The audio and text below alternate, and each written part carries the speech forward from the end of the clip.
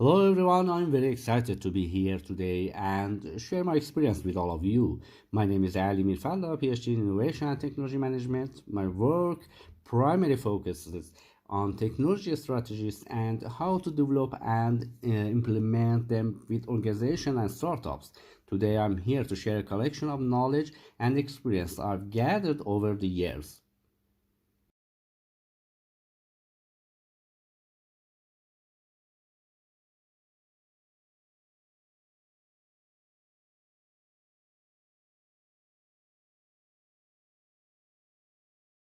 Framework for strategy analysis.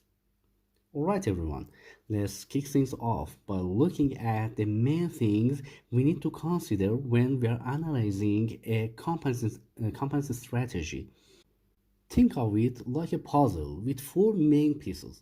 First, we need to understand what the company is trying to achieve and what's important to them. That's their goals and values.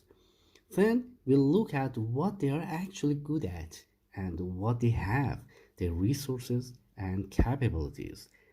Next, we see how they're set up internally, their structure and management. And finally, we can't forget the world around them, the industry they are in. Understanding how all these pieces fit together help us figure out how well the company is doing. The building blocks.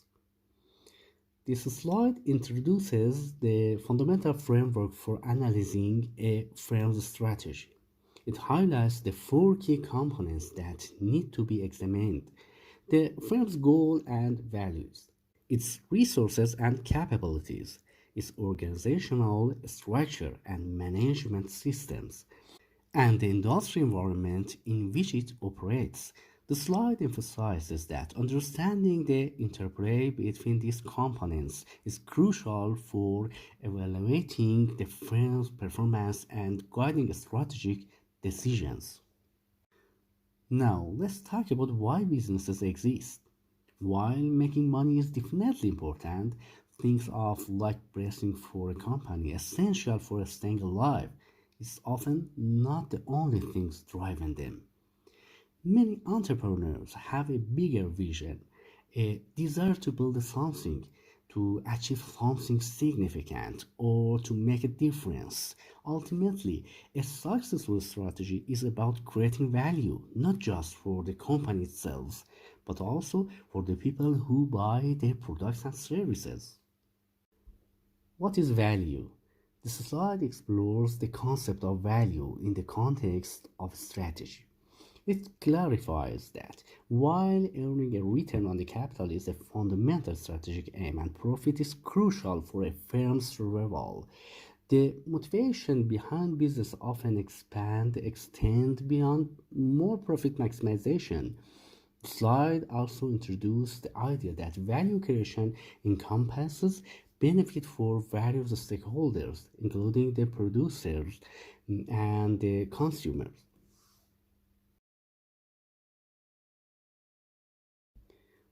Value for whom? This is a really interesting depth. Who should a company be primarily looking out for? The traditional view often focuses on the shareholders, the people who own the company. Their main goal is usually to see the value of their investment grow.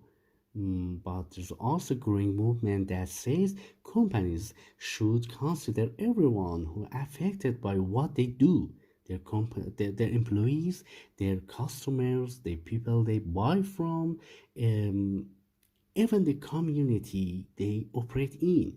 Finding the right balance between these different interests is a big challenge for any company leader.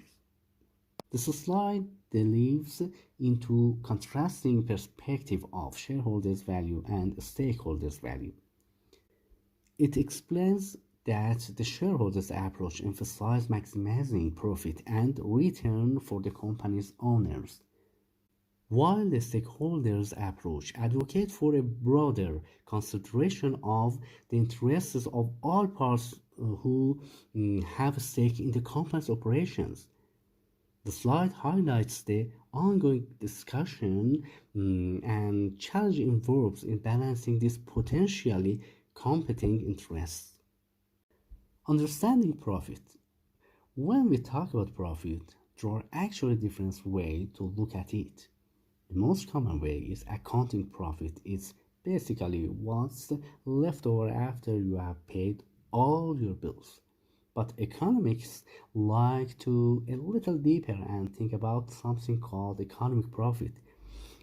This take into account not just the money you spent, but also what else you could have done with that money, the opportunity cost. So, economic profit give us a more complete picture of how what a company is really doing. Decoding profit. This slide clarifies the distinction between accounting profit and economic profit. It explains that accounting profit is the straightforward calculation of revenue minus explicit cost, while economic profit goes a step further by incorporating the opportunity cost of capital. This broader perspective provides a more deeper understanding of a company's profitability and its ability to generate returns above its cost of capital. Linking profit to enterprise value. Ultimately, for many companies, the goal is to increase their overall value. And guess what? Profit plays a huge role in that. When a company is consistently profitable, it's become more attractive to investors, which increases its market value. Think of it like this: the more profit a company is expected to make in the future, the more it's worth today. The connection. The slide establishes the link between profit and enterprise value. It explains that a primary objective of firms is often to maximize their enterprise value, which is the total market value of their equity and debt. The slide highlights that enterprise value is essentially the present value of the firm's expected future cash flows, emphasizing the importance of profit generation in driving overall company valuation.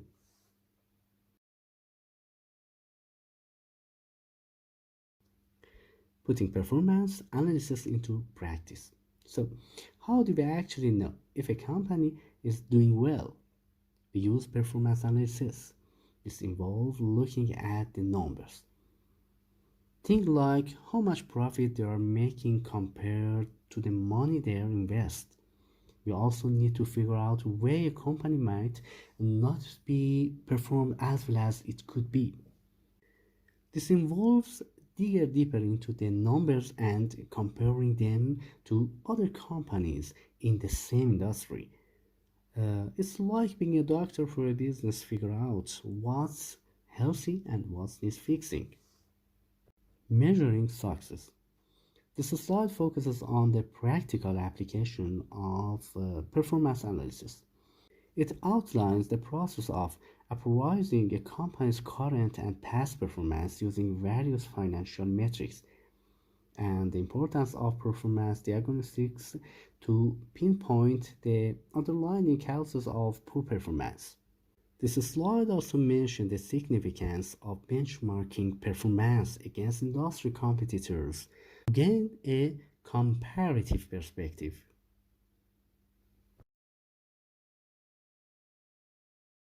Setting performance target. Once we understanding where we are, we need to set goals for the future. How do we do that effectively? Well, the target we set should definitely align with our big long-term plan. There are different ways to approach this. We can break down our overall financial goals into smaller targets for different teams, or we can use a balanced scorecard approach that will look at more than just financials. The key is to set targets that are challenging but achievable and that motivate everyone to work toward the same objective. This slide discusses different approaches to setting performance targets. It highlights the importance of aligning these targets with the organization overarching strategic goals. The slide introduced two main approaches: financial disaggregation, which involves breaking down financial targets across different levels of organization; balanced scorecard, which provide more holistic view by incorporating non-financial metrics; and focusing on the strategic profit drivers, which emphasize the key factors that directly impact profitability. Beyond profit, values, and corporate social responsibility. In today's world, people expect more from companies than just making a profit. They want to know that businesses are acting responsibly and ethically, and that they are considering their impact on society and the environment. This is where corporate social responsibility comes in. It's about businesses understanding that they are part of a bigger picture and that their actions have consequence beyond just their financial performance. Doing good can actually be good for business too by building trust and a positive reputation. This slide broadens the discussion beyond pure profit maximization to include the importance of organizational value and corporate social responsibility. It defines CSR as a company's commitment to operating ethically and sustainably, considering its impact on the social and natural environment. The slide emphasizes the potential benefits of CSR, such as enhancing the company's reputation and creating shared value for both the organization and society as a whole. Strategy and real option. Finally, let's think about how we can build flexibility into our strategies. The idea of real option is like having a set of choices that you can make later on, depending on how things turn out. Instead of committing to a huge investment right away, you might make a similar initial investment to test the water. This gives you two options: scale up, change direction, or even walk away if things don't look promising. It's all about being prepared, adapt to whatever the future might hold. Strategy as options management. This slide introduces the concept of real option in the strategy management. It explains how a strategic investment can be viewed as options that provide the firm with the flexibility to make future decisions based on evolving market conditions. This slide highlights that benefit of making a small initial investment to explore opportunity and the use of stage investment approach to manage risk and allow for adaptation. In this session, I have written important term and definition for each term, which you can use for further study.